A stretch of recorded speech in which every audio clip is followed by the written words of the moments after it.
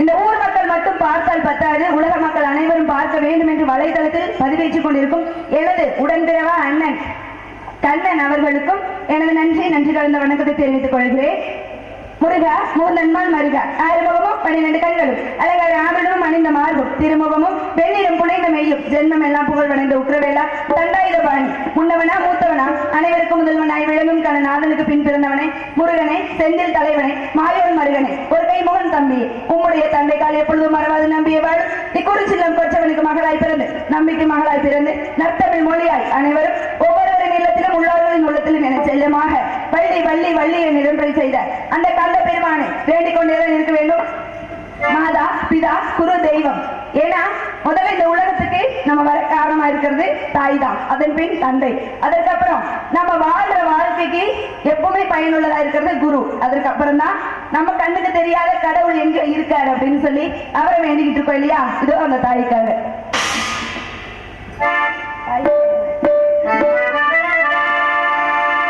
தாயே கருமாறே எங்கள் தாயே கருமாறே தேவி கருமாறே துணை நீயே மகமாயே தாயே கருமாறே எங்கள் தாயே கருமாறே தேவி கருமாறே துணை நீயே மகமாயே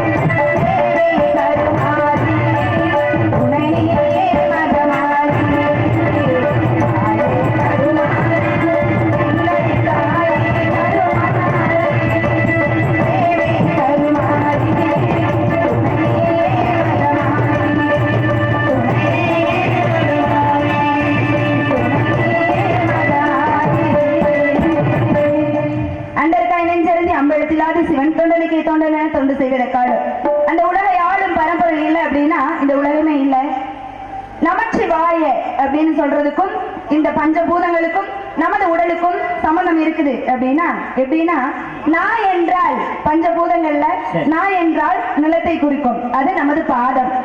மா என்றால் நீரை குறிக்கும், அது நமது வயிறு இல்லையா? சி என்றால் நெருப்பை குறிக்கும், நமது நெஞ்சு.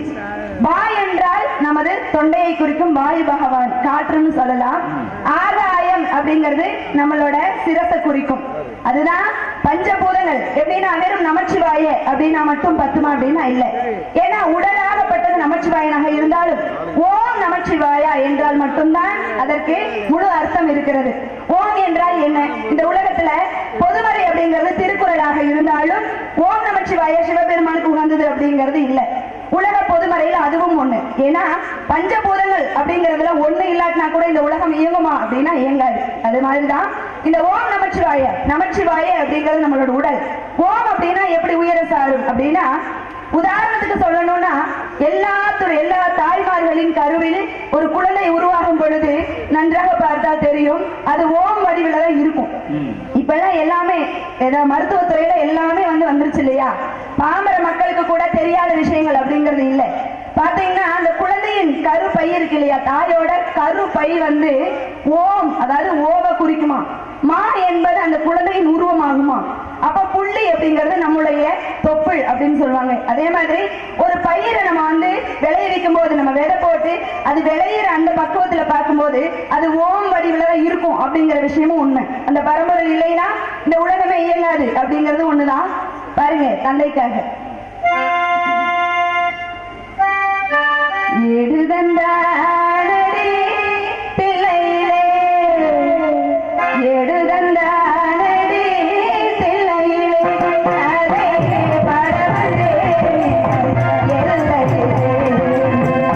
எடுதந்தானடி பிள்ளையிலே அதே பரவந்தே எல்லையிலே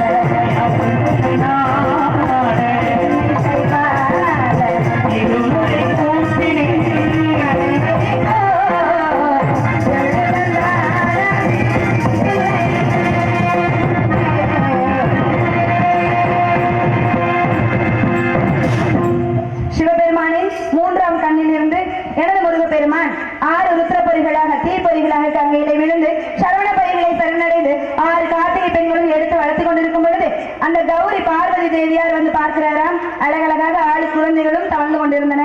அந்த குழந்தைகள் பார்க்கும் பொழுது கண்கொள்ளா காட்சியாக இருந்தாலும் கூட அப்படி ஒரு அற்புதமான குழந்தைகள்.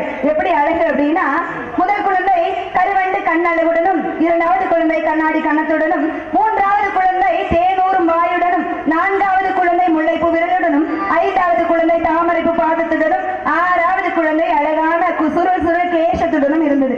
அழகான குழந்தை அள்ளி எடுத்தவுடன் அந்த 6 முகமும் 6 முகங்களாக இருக்க, ஓர் உடலும் 6 முகமும் 12 கண்களும் 12 கைகளுமாக மாறியதான். அப்படிப்பட்ட அந்த முருக பெருமானை இதோ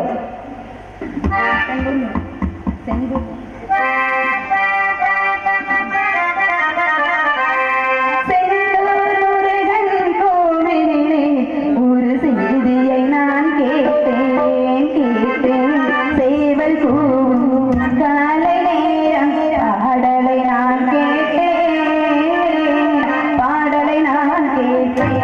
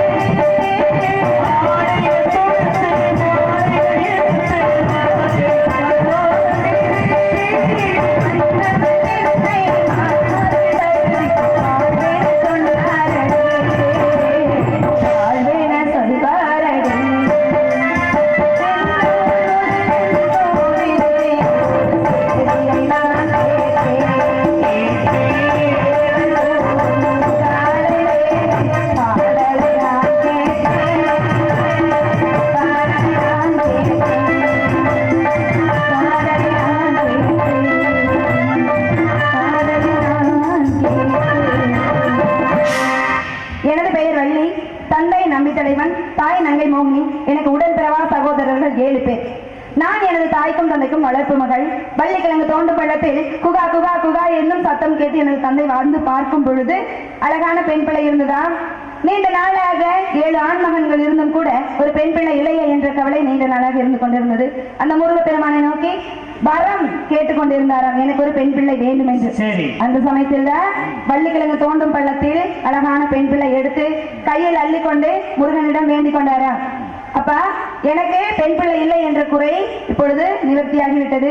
இந்த குழந்தை 7 பருவமான பேதை, பெருமை, மங்கை, மடந்தை, அறிவை, தெளிவை, பேரிலம் என்று 7 பருவத்தில் 3வது பருவமான மங்கை பருவம் அடைந்தவுடன் காட்டுக்கு, அதாவது எங்களோட குல தொழில் என்னன்னு பாத்தீங்கன்னா, ஆண்கள் உழுது பயிரிட்டு வேட்டையாடுவதும், பெண் பிள்ளைகள் அந்த பயிரை பக்குவமாக கட்டி காப்பாற்ற அந்த முருகப்பெருமானுக்கு நைவேத்தியம் பண்ணுவதும் தான். 3வது பருவம் முடிந்தவுடன் எனது பெண் பிள்ளையை காவலுக்கு அனுப்பி உங்களுக்கு அந்த திணையை நைவேத்தியம் பண்றேன் அப்படின்னு சொல்லிட்டாரு. காவலுக்கு தான் வந்தாச்சு. ஆனா எங்களோட குல வழக்கம் என்னன்னு கேட்டா, அம்மி மிதிச்சு இறந்ததி பார்த்து மாப்பிள்ளை பார்த்து கல்யாணம் பண்ற பழக்கம் எல்லாம் கிடையாது. ஆமா, அழகா யாராவது இருந்தாங்க அப்படின்னா கூட்டிக்கிட்டு ஓடி போயிடுவோம். ஆமா, கல்யாணம் பண்ணிடுவோம். அதுக்கப்புறம் அப்பா அம்மா வந்து பார்த்து சேர்த்து வச்சு வாழ வைப்பாங்க. அதுதான் எங்களோட வழக்கம். என்னோட தந்தைக்கு, அதாவது அவர் சொல்லுக்கு என்னங்க நான் வந்துட்டேன், அவரோட சொல்லுக்கு காவலுக்கும் என்னோட பருவத்துக்கு தகுந்த மாதிரி எனது முருகப்பெருமானை பார்க்கறதுக்காக வந்திருக்கேன். அவர் எப்ப வருவார் எப்படி வருவார்னு ஏங்கிக்கிட்டு தான் இருக்கிறேன். இன்னும் கண்ணுக்கு தெரியல. ஏன்னா கண்ணாடி போட வேண்டியதானே? அப்படி இல்ல, 5 வயதுல அரியா பருவத்திலே உனக்கு வாழ்வு கொடுக்கிறேன்னு சொல்லிட்டு போனார். சாமானிய மானிடர் இல்லை, இல்ல அவரு கடவுள் இல்லையா? எல்லாரும் கண்ணுக்கு தெரிஞ்சிருவாரா? தெரியறவங்க கண்ணுக்கு தான் தெரியுவாரு. ஆமா, அதனால அவருக்காக தேடிக்கிட்டு வந்துட்டேன் நானு. எப்படி எல்லாம்னா, என்னால அவரை பார்க்க முடியாது, ஆனா என்ன எங்கேயோ இருந்து பார்த்துட்டு இருக்கிற மாதிரி ஒரு உணர்வு வருது. எப்படி அப்படின்னா,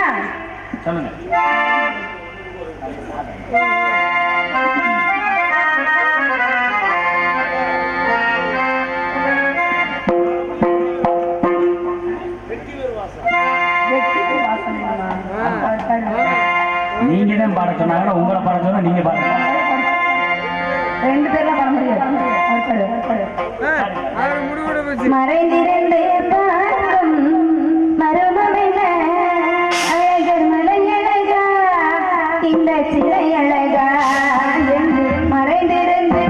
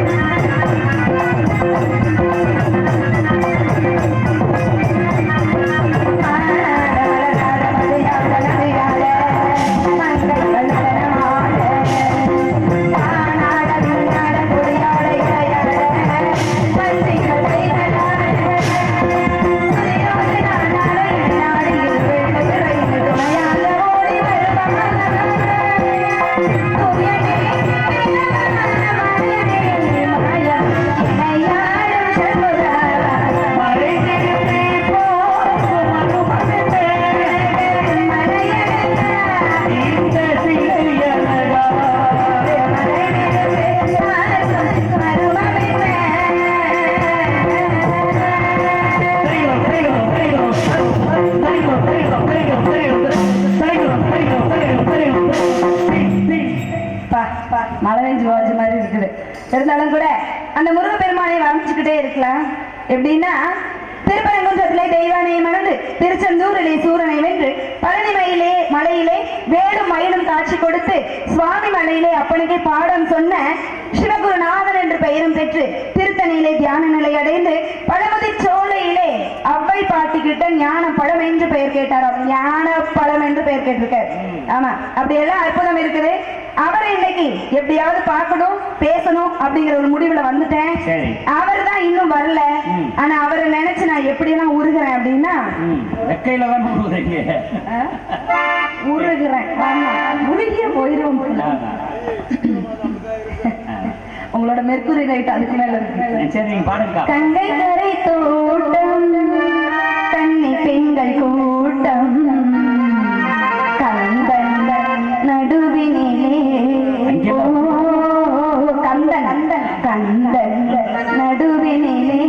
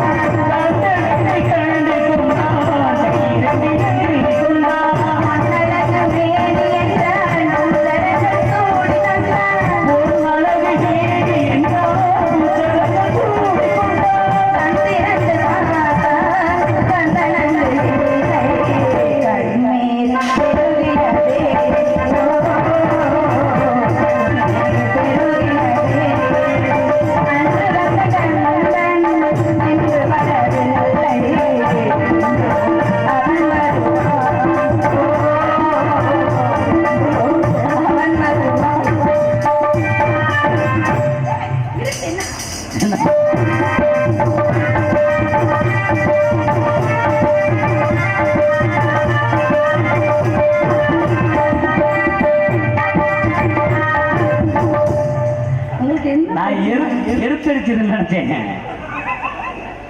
நாக்கில எரிச்சிருந்த எடுத்து ஐயோ ஏன்னா எப்படி கண்ணன் முகம் கண்ட கண்கள் மன்மதன் காண்பதில்லை.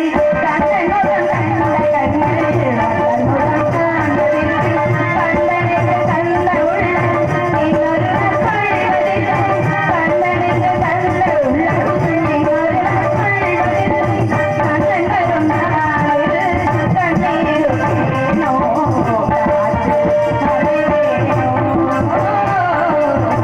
காற்று மழை வேணோ மழை வேணோ நாளை வரும் கண்ணன் மூலமயில் மாறு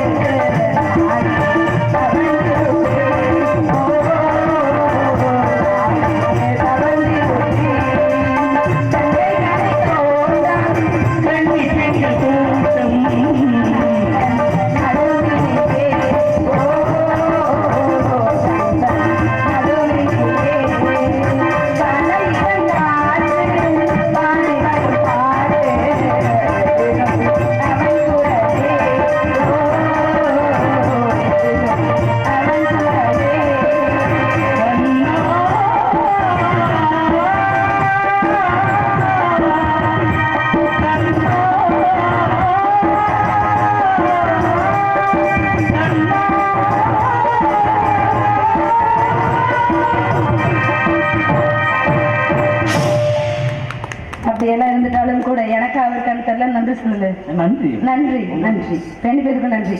ஆமா அவரை நான் எப்படி எல்லாம் உருகிக்கிட்டு இருக்கிறேன் நினைச்சு அப்படிங்கறத விட சித்திரை மாசம் அப்படித்தாம இருக்கும் ஓயாம அதவே சொல்லி எப்ப வருவாரு எப்படி வருவாரு அப்படிங்கிற கற்பனைகள் ரொம்பவே இருக்குது. ஆமா யார மாதிரி எல்லாம் வாழணும் அப்படின்னா மார்கழி திங்கள் மதி நிறைந்த நன்னாள நீராட போதுவே போதுவினோ